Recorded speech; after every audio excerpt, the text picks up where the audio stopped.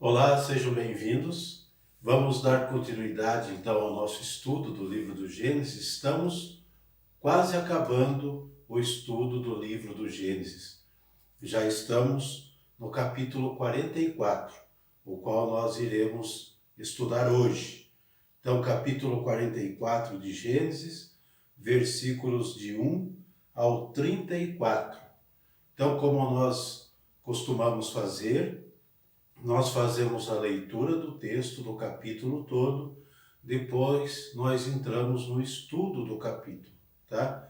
Então convido você a pegar a sua Bíblia para acompanhar o estudo, para acompanhar a leitura. Também pegue a sua caneta para grifar o texto, grifar algum versículo que lhe chamou a atenção também, tá bom? Então, desde já, obrigado a vocês que estão inscritos no canal, que tem acompanhado esse estudo. Muito obrigado pela perseverança de vocês. Obrigado a você que acompanha, que ainda não se inscreveu no canal, mas acompanha, que assiste os estudos do capítulo do Gênesis. Muito obrigado a todos. No final do vídeo, deixe um joinha no canal, se inscrevam se você desejar e compartilhe com os demais este estudo que estamos fazendo da Palavra de Deus. O nosso propósito é estudar o Pentateuco, os 5 primeiros livros da Bíblia. Já estamos quase terminando o livro do Gênesis. E dando continuidade logo em sequência, vamos iniciar o estudo do livro do Êxodo, tá bom? Então, vamos lá? Vamos para o nosso estudo de hoje, do capítulo 44 de Gênesis. Vamos à leitura deste capítulo. José deu esta ordem ao intendente de sua casa: enche de víveres os sacos destes homens, tanto quanto possam conter, e põe o dinheiro de cada um na boca do saco. Porás minha taça de prata na boca do saco do mais novo, com o preço do seu trigo. E fez o intendente como José lhe mandara. De manhã, ao romper do dia, foram despedidos com seus jumentos. Deixaram a cidade, mas não tendo ido ainda muito longe, José disse ao seu intendente: levanta-te e persegue estes homens, e quando os tiveres alcançado, lhes dirás: por que pagaste o bem com o mal? A taça que roubastes é aquela em que bebe o meu senhor, e da qual se serve para suas adivinhações. Fizestes muito mal. O intendente, tendo-os alcançado, falou-lhes desse modo. Eles responderam-lhe: por que fala assim o meu senhor? Longe de teus servos a ideia de fazerem semelhante coisa. Nós te trouxemos de Canaã o dinheiro que tínhamos encontrado na boca dos sacos. Por que, pois, haveríamos de roubar prata ou ouro na casa de teu senhor? Que aquele dos teus servos, com quem for encontrada a taça, morra, e ao mesmo tempo nós nos tornemos escravos do meu senhor. Está bem, disse-lhes ele, seja como dissestes. Aquele com quem for encontrada a taça será meu escravo. Vós, outros, sereis livres. E imediatamente pôs cada um o seu saco por terra e o abriu. O intendente revistou-os, começando pelo mais velho e acabando pelo mais novo. e a taça foi encontrada no saco de Benjamim. Eles rasgaram suas vestes e, tendo cada um carregado de novo o seu jumento, voltaram para a cidade. Judá e seus irmãos entraram em casa de José, que estava ainda em sua casa, e prostraram-se por terra diante dele. José disse-lhes: Que é isso que fizestes? Não sabíeis que sou um homem dotado de faculdade de adivinhar? Judá respondeu: Que podemos dizer a meu senhor? Que falaremos? Como nos justificar? Deus descobriu o crime de teus servos. Somos os escravos do meu senhor, nós e aquele junto de quem foi encontrada a taça. Longe de mim, replicou José, o pensamento de agir dessa forma, mas aquele em poder de quem foi encontrada a taça, esse será o meu escravo. Vós outros, voltai em paz para junto de vosso pai. Então Judá adiantou-se e disse a José: Rogo-te, meu senhor, que permitas ao teu servo dizer uma palavra aos ouvidos do meu senhor, e não se acenda a tua ira contra o teu servo, porque tu és como o próprio Faraó. Meu senhor havia perguntado aos seus servos: Tendes ainda vosso pai? Tendes um irmão? E nós havíamos respondido ao meu senhor que tínhamos um velho pai e um irmãozinho, filho de sua velhice, do qual o irmão havia morrido, e que, como ele foi deixado, o único de sua mãe, seu pai o amava. Disseste aos teus servos: Trazei-o para junto de mim, a fim de que o veja com meus olhos. Havíamos respondido ao meu senhor que o menino não podia abandonar o seu pai, pois, se o fizesse, seu pai morreria. E disseste aos teus servos: Se vosso irmãozinho não vier convosco, não sereis admitidos na minha presença. Quando voltamos para a casa do teu servo, nosso pai, referimos-lhe as palavras do meu senhor. E quando nosso pai nos mandou voltar para comprar alguns víveres, respondemos-lhe: Não podemos descer, mas se nosso irmão mais novo nos acompanhar, o faremos, pois que não seremos admitidos na presença do governador, se nosso irmão não for conosco. Teu servo, nosso pai, nos replicou: Sabeis que minha mulher me deu 2 filhos. Um desapareceu de minha casa e eu disse: Certamente foi devorado. E não mais o revi até hoje. Se me tirais ainda este, e lhe acontecer alguma desgraça, fareis descer os meus cabelos brancos à habitação dos mortos, sob o peso da dor. Se agora volto para junto de teu servo, meu pai, sem levar conosco o menino, ele, cuja vida está ligada à do menino, desde que notar que ele não está conosco, morrerá.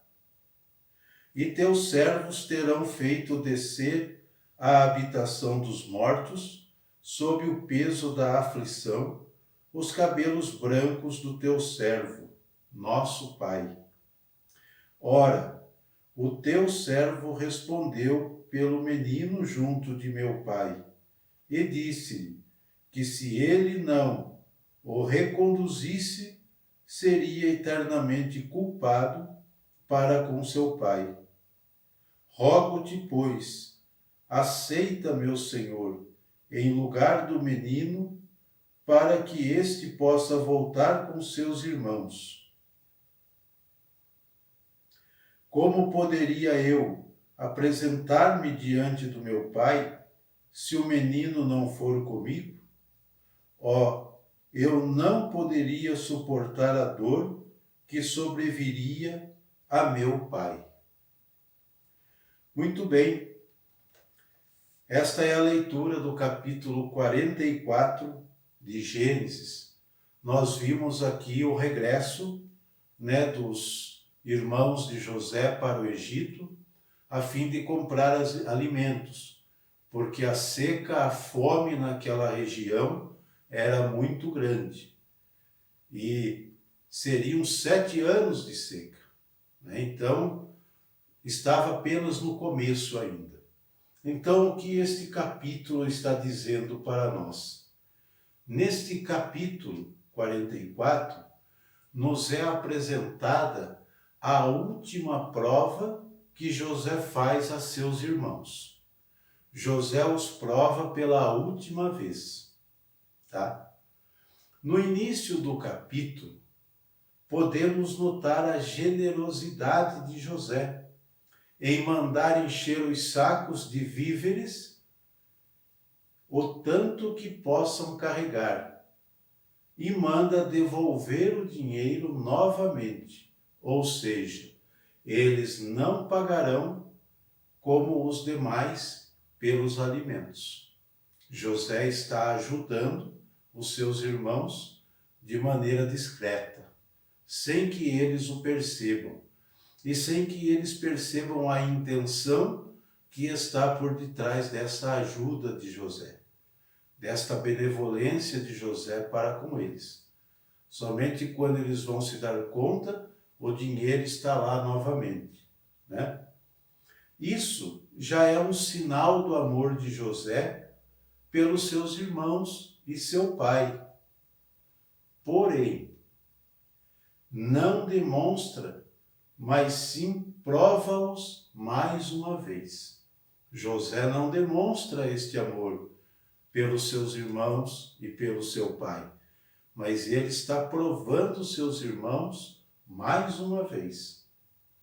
Seus irmãos partem do Egito para Canaã, felizes, como nós vimos, cheios de alegria por terem todos um final feliz e de ter, digamos assim, caído nas graças do primeiro-ministro do faraó. Na intenção deles, tudo que eles viveram no Egito, o banquete, foi um sinal de que eles caíram nas graças do primeiro-ministro do Egito. Isso era muito positivo. Então, eles voltam para casa satisfeitos com tudo isso. Só que acontece algo no caminho, como nós vimos na leitura,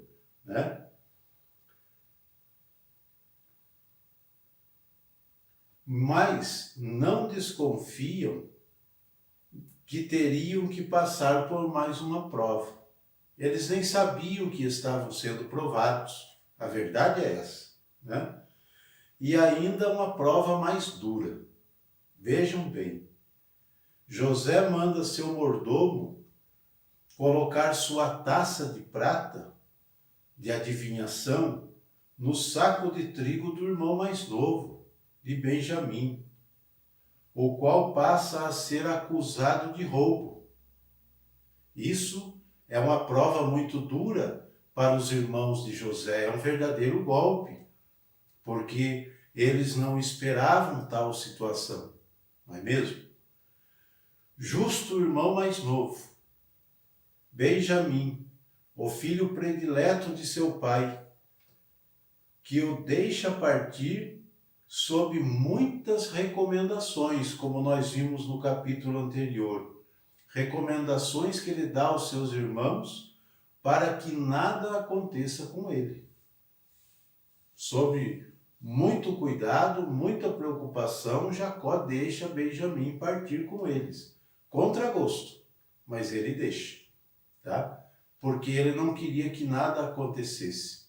Porque, como diz o texto também, na fala de Judá, ele é o filho da velhice de Jacó. Então, ele é o filho predileto, ele é o filho querido, né? O mais novo de todos, o caçula. E agora, o que fazer? Como sair dessa? Como explicar essa situação ao seu pai? Que o irmão mais novo foi acusado de roubo.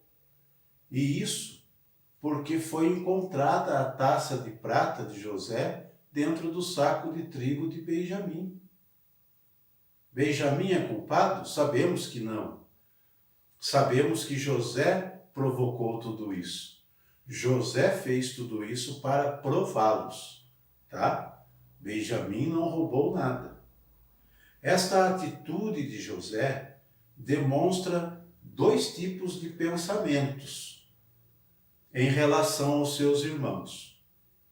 Essa atitude de José nos faz ver no texto dois tipos de pensamentos que José tem a respeito de seus irmãos. Primeiro, talvez ele não estivesse convencido do arrependimento de seus irmãos. É o primeiro ponto. Segundo pensamento de José, que o texto nos provoca a imaginar, né? O pensamento de José. Segundo, talvez estivesse testando seus irmãos para descobrir o grau de estima deles em relação ao seu irmão menor. Esses dois pontos que o texto nos leva a refletir, né?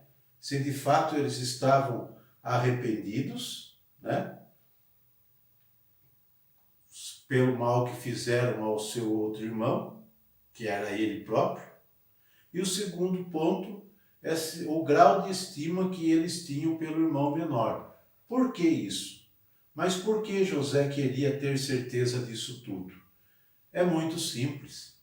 Se nós recordarmos, podemos recordar que o próprio José sofreu na própria pele o ódio, os receios e a inveja de seus irmãos mais velhos. Isso você pode conferir, voltar lá atrás no capítulo 37 de Gênesis, versículo 4. José sofreu na pele a rejeição, a inveja e o receio por parte dos seus irmãos mais velhos. Por isso ele quer ter certeza, um dos pontos, que realmente seus irmãos estimam o irmão mais novo, que é Benjamim. Se porventura não farão o mesmo com ele, né? Por isso o plano visasse Benjamim.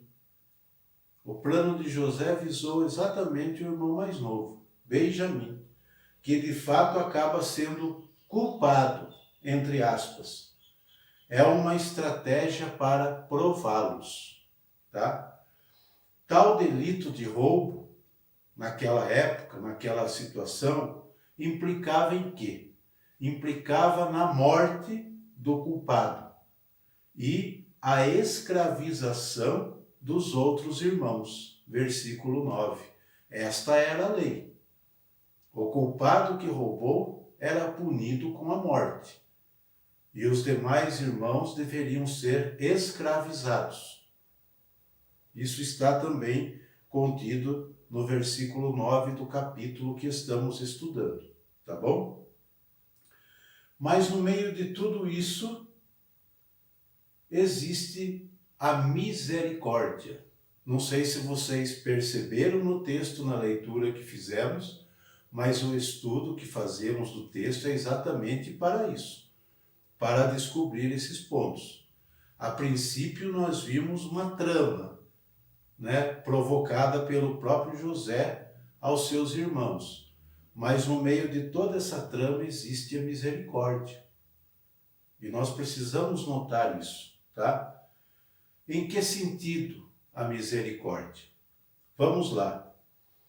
O culpado, em vez de morrer, será tomado como escravo.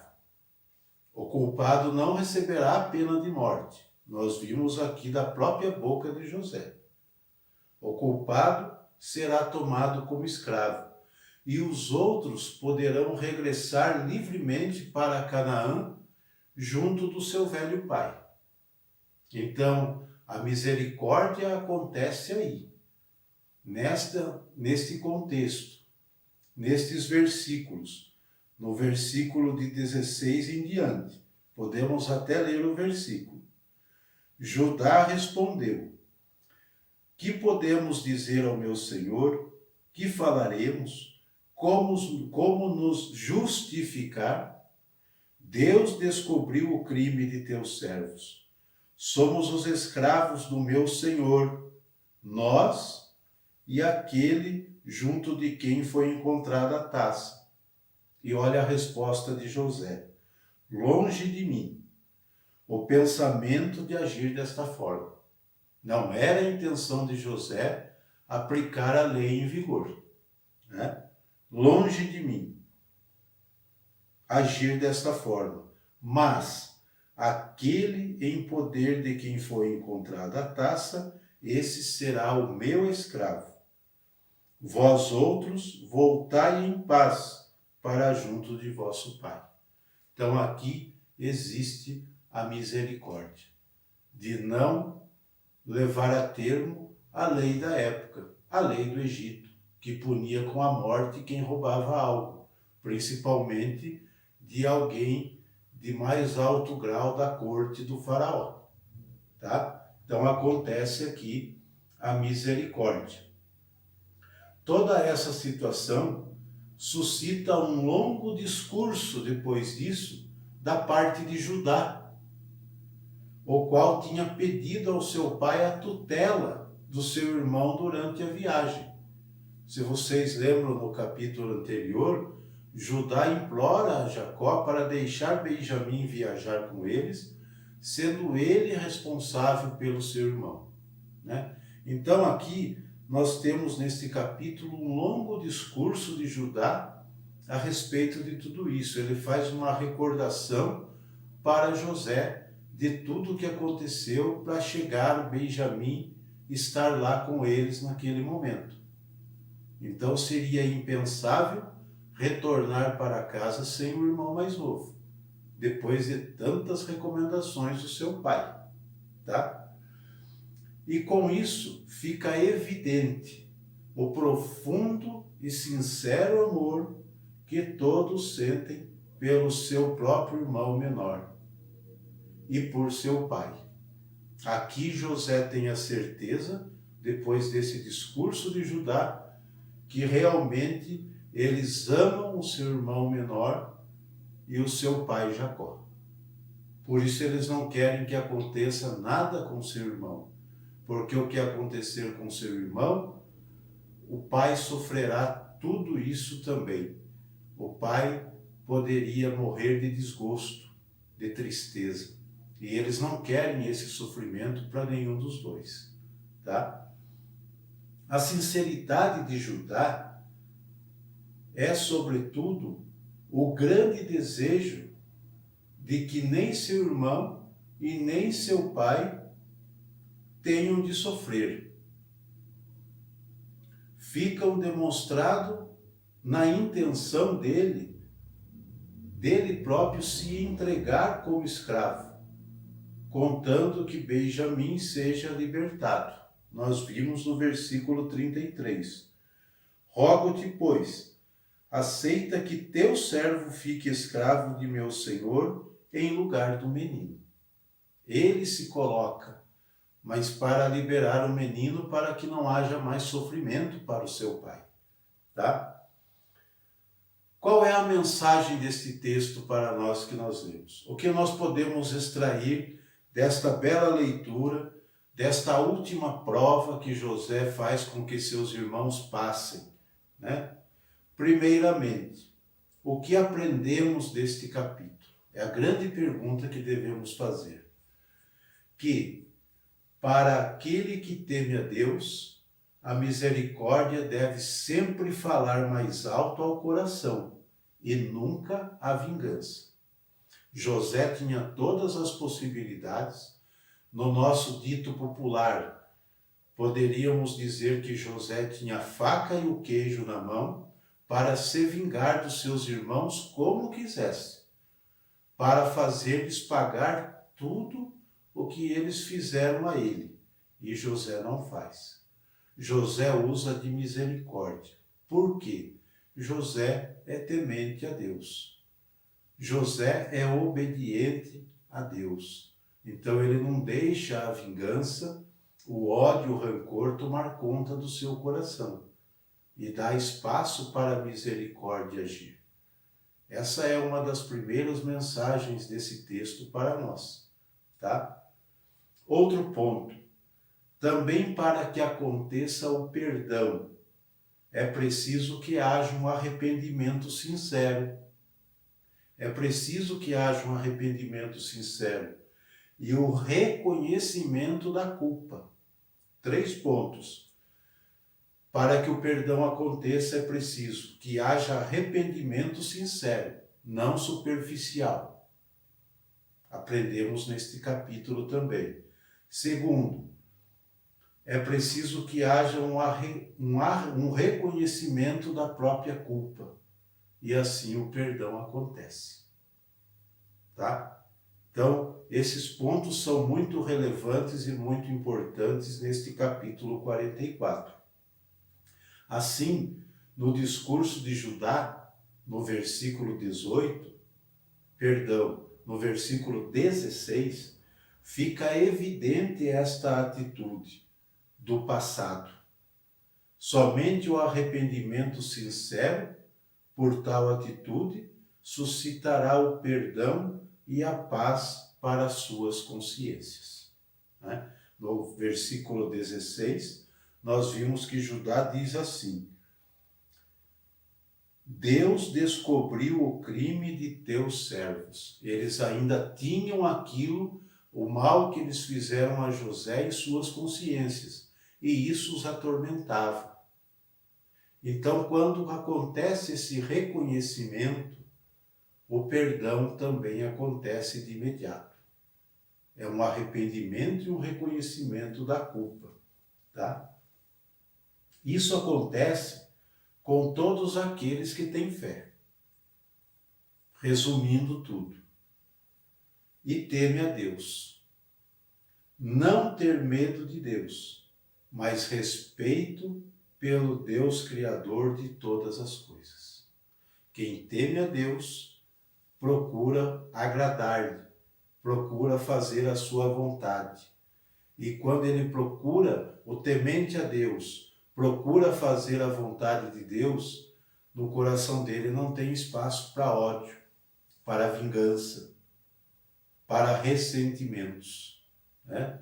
Como nós vimos no texto que José se segura muitas vezes, nós vimos também no capítulo passado que estudamos, para não demonstrar o seu sentimento, porque ele está ali a ponto de pular no pescoço dos seus irmãos de alegria, de felicidade de reencontrá-los.